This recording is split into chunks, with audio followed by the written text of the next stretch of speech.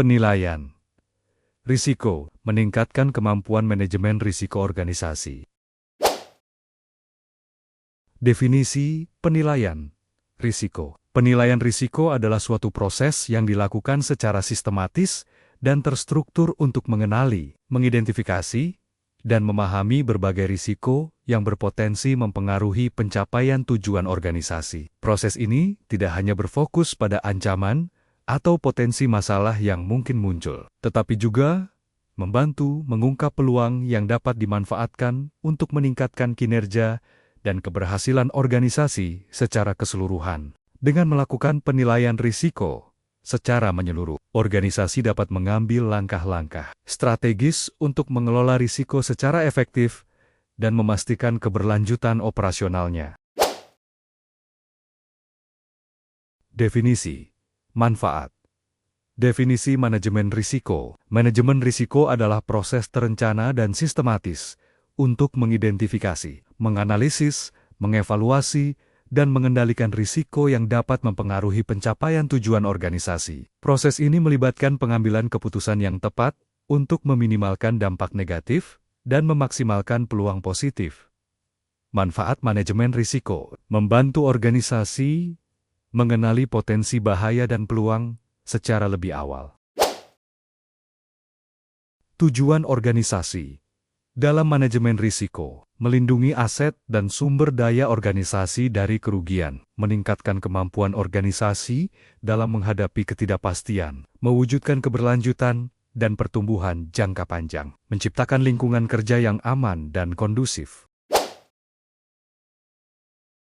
Identifikasi, analisis, evaluasi risiko. Identifikasi risiko adalah langkah awal dalam penilaian risiko untuk mengenali semua potensi risiko yang dapat memengaruhi tujuan organisasi. Proses ini melibatkan pengumpulan informasi dari berbagai sumber dan metode, seperti wawancara, observasi, brainstorming, serta review dokumen. Analisis risiko dilakukan untuk memahami sifat dan karakteristik risiko yang telah diidentifikasi. Ini mencakup penilaian kemungkinan terjadinya risiko dan dampaknya terhadap organisasi. Analisis dapat dilakukan secara kualitatif maupun kuantitatif.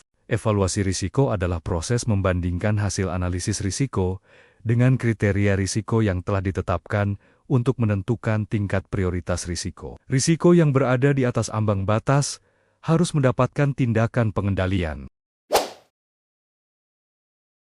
Dokumentasi hasil, metode penilaian, risiko, skala dampak, dan probabilitas.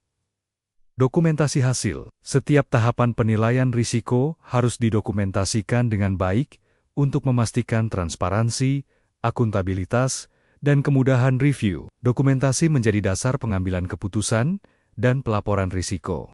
Metode penilaian risiko. Kualitatif. Penilaian berdasarkan deskripsi dan kategori tanpa angka, menggunakan opini ahli. Kuantitatif. Penilaian menggunakan data numerik dan analisis statistik untuk mengukur risiko secara objektif. Semi-kuantitatif, kombinasi kualitatif dan kuantitatif, menggunakan skala angka sederhana, skala dampak dan probabilitas. Organisasi menentukan skala untuk mengukur tingkat dampak risiko, misal, rendah, sedang, tinggi, dan kemungkinan risiko terjadi misal, sangat kecil, sampai sangat besar, yang menjadi dasar penentuan prioritas risiko. Matriks risiko. Matriks risiko adalah alat visual yang menggabungkan skala dampak dan probabilitas untuk mengkategorikan risiko dalam level rendah, sedang, atau tinggi. Ini memudahkan prioritisasi dan pengelolaan risiko. Dan berikut gambar di samping adalah contoh matriks risiko. Prinsip pengambilan keputusan berbasis risiko. Pengambilan keputusan harus mempertimbangkan risiko yang telah diidentifikasi dan dianalisis secara menyeluruh, dengan tujuan memilih tindakan yang paling efektif dan efisien untuk mencapai tujuan organisasi. Risk appetite and risk tolerance. Risk appetite, tingkat risiko yang bersedia diterima oleh organisasi dalam mengejar tujuan. Risk tolerance, batas maksimal risiko yang dapat ditoleransi sebelum harus diambil tindakan pengendalian. Prioritisasi tindakan. Strategi pengelolaan risiko, mitigasi dan transfer.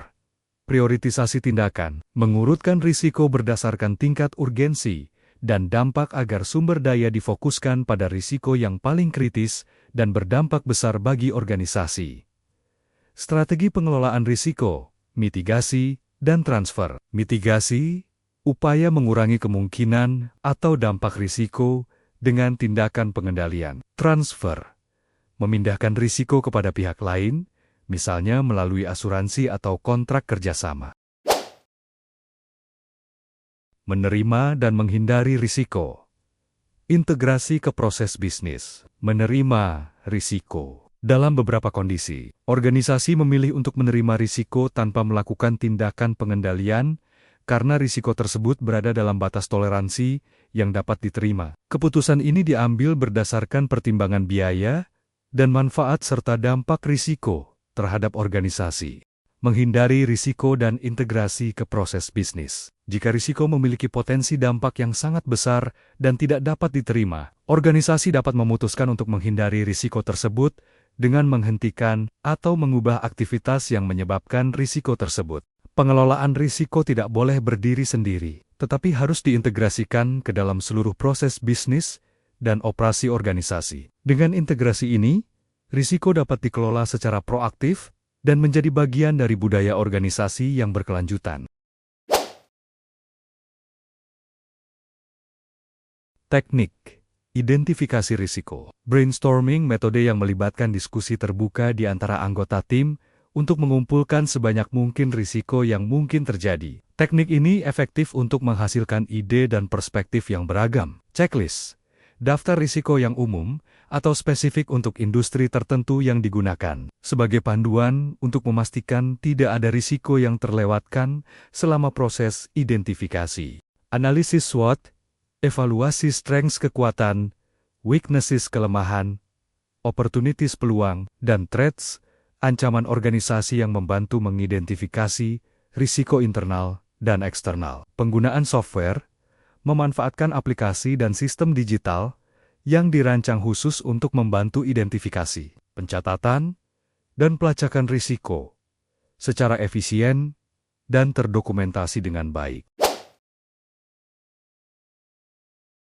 Analisis sensitivitas, skenario, dan model probabilistik. Analisis sensitivitas, teknik yang digunakan untuk menentukan seberapa besar perubahan satu variabel input dapat mempengaruhi hasil dari risiko yang dianalisis. Ini membantu dalam memahami faktor-faktor yang paling kritikal. Analisis skenario, membuat beberapa skenario alternatif berdasarkan kemungkinan kejadian yang berbeda, baik yang positif maupun negatif, untuk mempersiapkan respons organisasi terhadap situasi tersebut.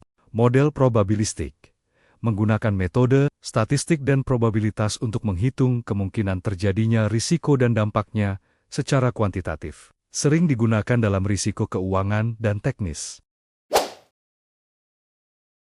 Komunikasi dan pelaporan risiko. Komunikasi risiko harus dilakukan secara transparan dan tepat waktu kepada semua pihak terkait, termasuk manajemen, staf, dan pemangku kepentingan eksternal. Laporan risiko harus disusun dengan format yang jelas dan mudah dimengerti, mencakup ringkasan risiko utama, hasil penilaian, serta rekomendasi tindakan pengendalian. Komunikasi yang efektif membantu memastikan semua pihak memahami risiko dan peran mereka dalam pengelolaannya.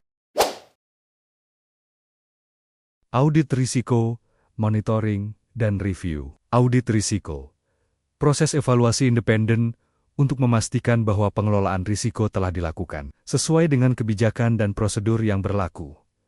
Monitoring, pengawasan berkelanjutan terhadap risiko dan efektivitas pengendalian risiko agar dapat segera melakukan penyesuaian jika diperlukan. Review periodik, tinjauan rutin terhadap profil risiko dan sistem manajemen risiko untuk memastikan relevansi dan efektivitasnya, serta mengakomodasi perubahan kondisi internal dan eksternal.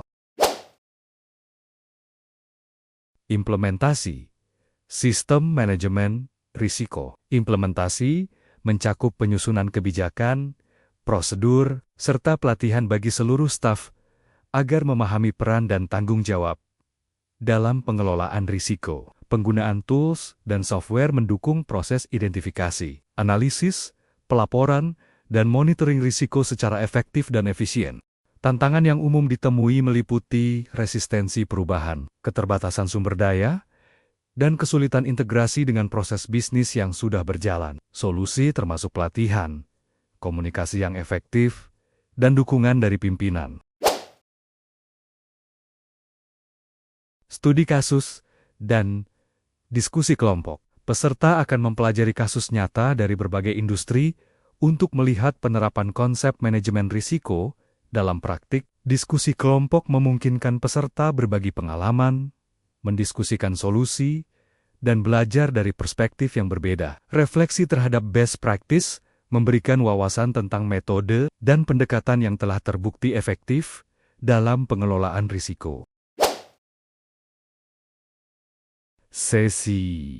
Sesi interaktif untuk menjawab pertanyaan peserta seputar materi pelatihan dan aplikasi praktis di organisasi mereka. Memberikan kesempatan untuk menggali lebih dalam isu-isu khusus yang relevan dengan kebutuhan peserta. Tanya, jawab.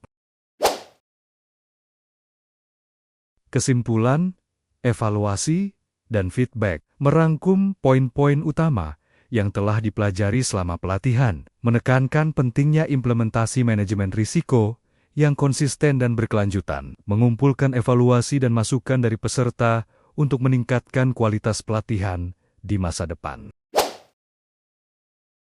Atas perhatiannya, semoga informasi yang kami berikan dapat bermanfaat dan memberikan pemahaman yang lebih baik mengenai penilaian manajemen risiko.